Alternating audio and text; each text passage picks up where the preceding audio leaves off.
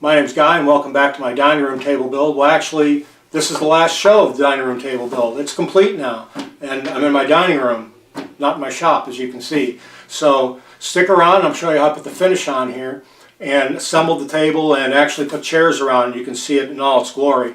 Came out very nice. I did some different things on the finish that I don't normally do and maybe you haven't seen before, but it's pretty straightforward and I hope you find it interesting. Stick around. Well, I finished doing all the surface prep on the piece. It's 320 grit, in some cases 220. It really depends on the area, but wanted to make sure all the mill marks were gone, any scratches, dings, dents. Big piece of furniture. It took me a long time to do. One of the things with walnut is that it will get lighter over a period of time, and my wife really doesn't want that. If it were up to her, the piece would be black. Myself, I don't like that.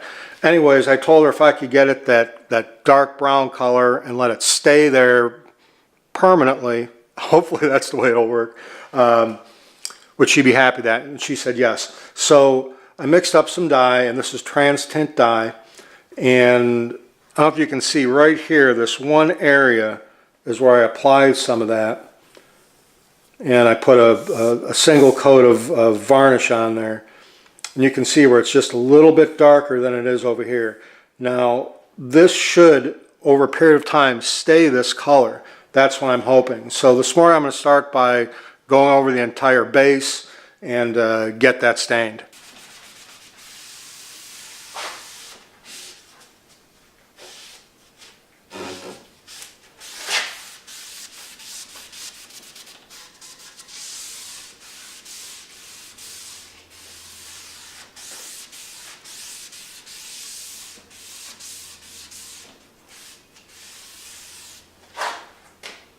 Well, here's the coat of stain on here, I should say dye, and it came out wonderful. It really did a good job at evening out all the different colors that come with air-dried walnut.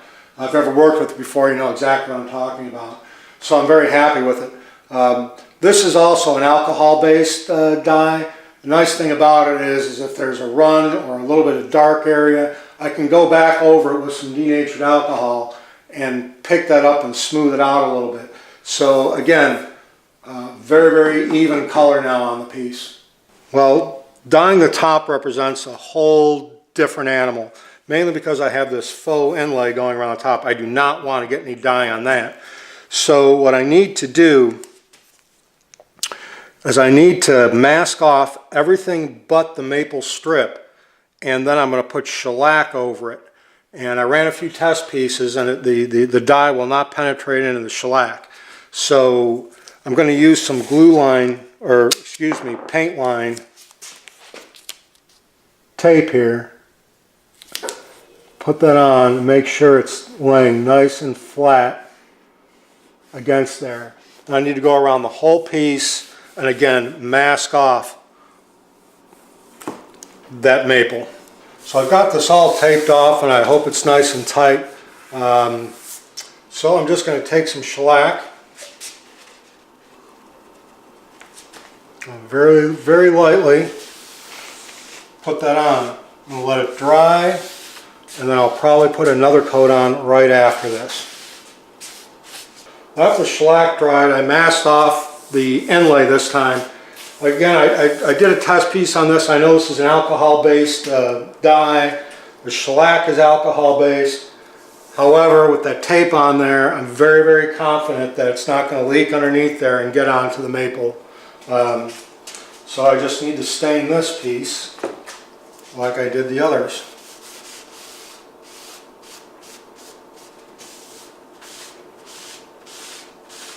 I pulled the tape off and nothing leaked over onto the inlay, so I'm very happy about that. I'm still not 100% sure if I'm going to do the field or not. I guess I'm going to have some lunch and think about it.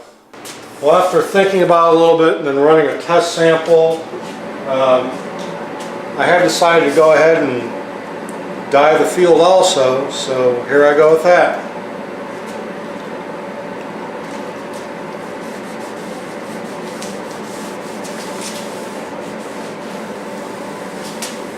I'm glad that I decided to do the field also, because it really evened out the color just like the base. So I've got to do the other half of this. I've got to do the leaf, and even though the alcohol shouldn't raise the grain, it did slightly in a couple areas. I can feel where it's a little rough right here. I'm going to go over the whole piece with 400, maybe 600 grit sandpaper just to knock that off, dust it all off, and then get ready for my first coat of finish. I've given these pieces some time to dry, and I did go over them with 400 grit sandpaper, got rid of anything that would be left on here, and I'm ready to start applying the finish. I'm going to be using Armor Seal, which is a wiping poly. I haven't used Armor Seal before, but I'm sure it's a lot like what I've mixed up by myself before. So I'm just going to apply this on, and then wipe off the excess after I get a nice coat on there. Well, I've rubbed off all the excess. I'm going to let this sit overnight. I'm going to finish doing the rest of the pieces, and I'll probably put on at least 2 more coats tomorrow. Maybe I'll put 3 coats on this, maybe I'll put 4. I'm not quite sure yet. I'll see how it comes out. Well, I end up putting 4 coats of the Armor Seal on the base, and there's 5 coats on the top. And the last thing I want to do is I've got one of these Scotch-Brite pads. These are real nice. I just want to flatten that last coat of finish on here and make it nice and smooth. I've given a full week to allow all the pieces to off-gas the finish so there's no smell I'm bringing in the house. And I've got the piece in my dining room here. Well, actually it's my living room that we're going to turn into a dining room. So I've got the tops off. The first thing I need to do is to reinstall the leaf in here, and I'm going to show you how those stop collars work.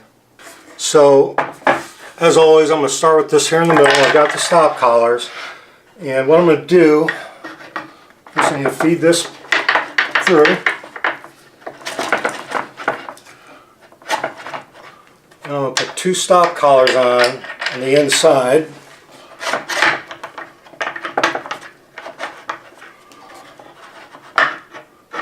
Continue to feed this through.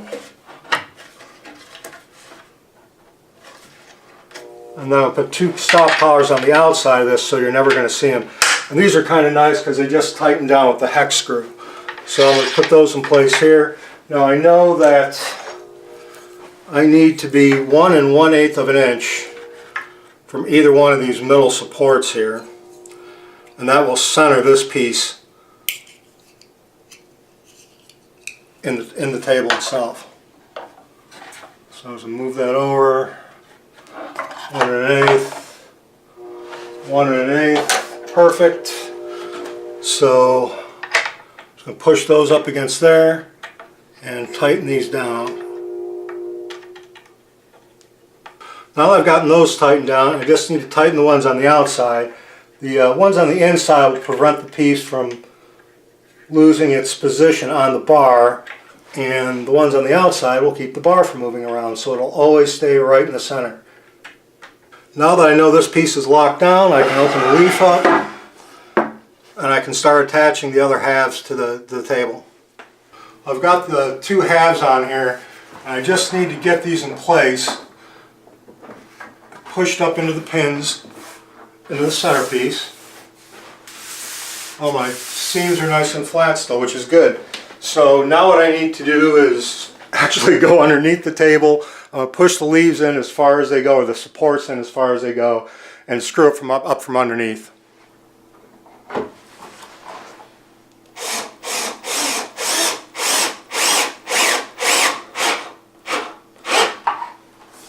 Now that I've got everything screwed down the supports, I'm just going to open these up, flip the leaf back around, and push it back into what I call the 6-person mode.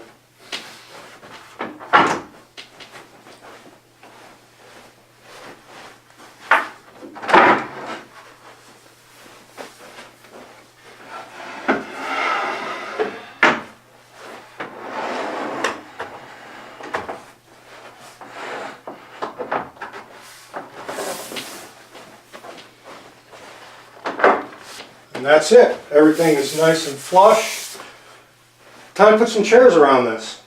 Now I've got the chairs around the table. This is the first time I've done that. looks pretty nice. My wife picked out these chairs. You know, it is what it is. I rather would have made them, but she didn't want to wait a year for me to make them. So here's where we are with it. Now, when this expands, there's definitely room for 2 more chairs, which I don't have right now, but this will comfortably seat 8, which is about the size of my immediate family. So for holidays and such, this is going to be a great table. Overall, I'm very happy with how this table turned out. It took me quite a long time.